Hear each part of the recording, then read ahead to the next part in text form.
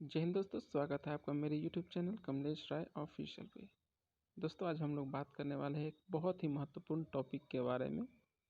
वो टॉपिक है एनपीएस और OPS, new pension system, old pension system. उससे पहले यदि आपने मेरे चैनल को सब्सक्राइब नहीं किया तो कृपया करके चैनल को सब्सक्राइब कर दें, लाइक कर दें, प्रेस कर दें बेल आइकन को, ताकि नोटिफिकेशन आप तक मिलता रहे। दोस्तों, चलिए बात करते हैं एनपीएस और ओपीएस के बारे में। एनपीएस होता है न्यू पेंशन सिस्टम, जो कि 1 जनवरी 2004 के बाद लागू कर दिया गया है सभी सरकारी कर्मचारियों के लिए। कुछ जो है अपवाद में, जैसे सशस्त्र बल है, उनको छोड़ के सभी के लिए लागू कर दिया गया है। जब ये नियम बना था तो क्या, जब केंद्र सरकार नियम बनाती है तो क्या वो हर एक राज्य को लागू करना अनिवार्य होता है, या राज्य अपना मर्जी से लागू कर सकते हैं? इन सभी सवालों का जवाब हम अभी जानने की कोशिश करेंगे एक आरटीआई के माध्यम से। जब ये नियम लागू हुआ था या नियम बना था, तो भारत के सभी राज्य क्या इसके लिए प्रतिबद्ध थे कि वो उनको लागू करना ही पड़ेगा? एनपीएस को, जो न्यू पेंशन सिस्टम है, उनको लागू करना ही पड़ेगा।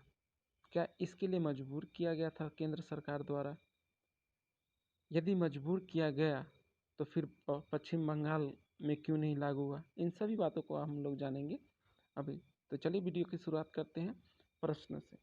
जो प्रश्न जो पूछे गए हैं आरटीआई के द्वारा, उस प्रश्न पे हम लोग आते हैं कि क्या क्या प्रश्न एनपीएस के बारे में पूछा गया है और इनका जवाब केंद्र सरकार के मंत्री ने या फिर जो डिपार्टमेंट है उन्होंने क्या दिया है। तो चलिए इस प्रश्न और उत्तर से आप लोग समझ जाएंगे कि जो नियम बनाए गए थे वो राज्य के लिए कितना अनिवार्य था और कितना अनिवार्य नहीं था, और राज्य मजबूरी में उनको लागू किए थे या फिर अपना मन से लागू किए थे। तो चलिए जानते हैं इसका पहला प्रश्न से।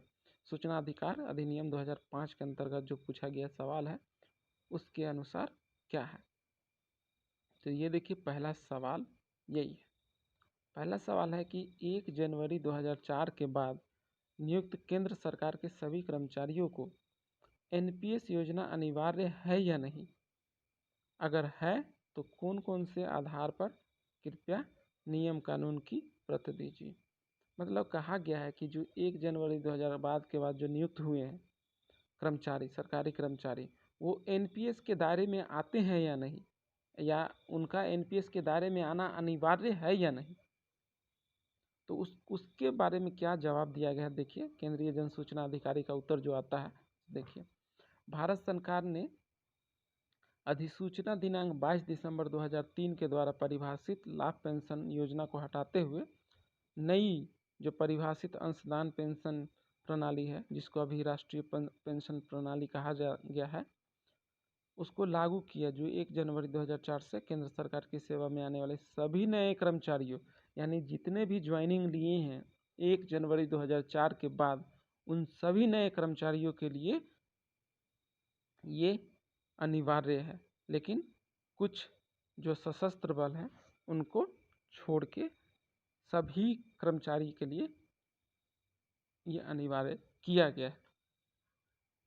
तो कहने का मतलब है कि सभी जो केंद्रीय कर्मचारी हैं उनके लिए अनिवार्य तो किया गया है, लेकिन प्रश्न उठता है जो राज्य के जो कर्मचारी, जो राज्य में काम करते हैं, राज्य सरकार के अंडर में काम करते हैं, उनके जो कर्मचारी हैं उनके लिए क्या नियम है, उनके ऊपर एनपीएस लागू है या नहीं है, इनके बारे में चलिए जान लेते हैं।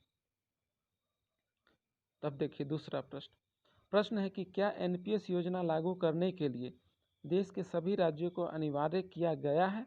अगर हाँ तो कृपया उत्तर दीजिए।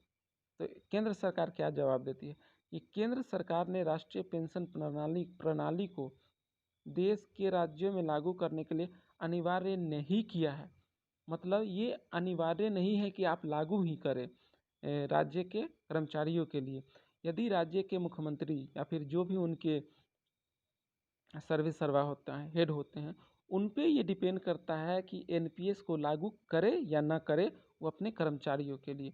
तो कहने का मतलब यहाँ साफ हो गया कि केंद्र सरकार ने उस बिल के माध्यम से राज्य के ऊपर थोपा नहीं है इस बिल को कि वो लागू ही करे, लेकिन सभी राज्यों ने लगभग इस बिल को अपनाया और लागू किया। लेकिन पश्चिम बंगाल एक ऐसा राज्य है जो कि एनपीएस को नहीं अपनाया था, इसको नहीं माना था।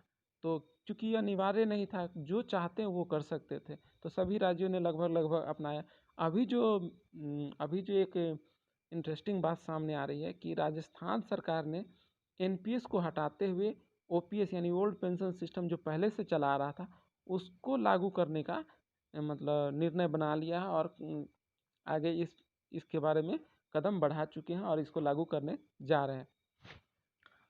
तो उन्होंने कहा है कि जो 1 जनवरी 2004 के बाद जो भी भर्ती लिए हैं उन सभी को इस दायरे में लाया जाएगा, ओपीएस के दायरे में, क्योंकि उन्होंने पहले एनपीएस को लाया था लेकिन अब ओपीएस को लाया जाएगा। तो यहाँ पर क्लियर कट है कि सभी राज्य अपनी मनमर्जी से एनपीएस को भी लागू किए थे और अपनी मनमर्जी से ओपीएस यानी ओल्ड पेंशन सिस्टम को भी लागू करने वाले हैं, या फिर करेंगे या फिर नहीं भी करेंगे।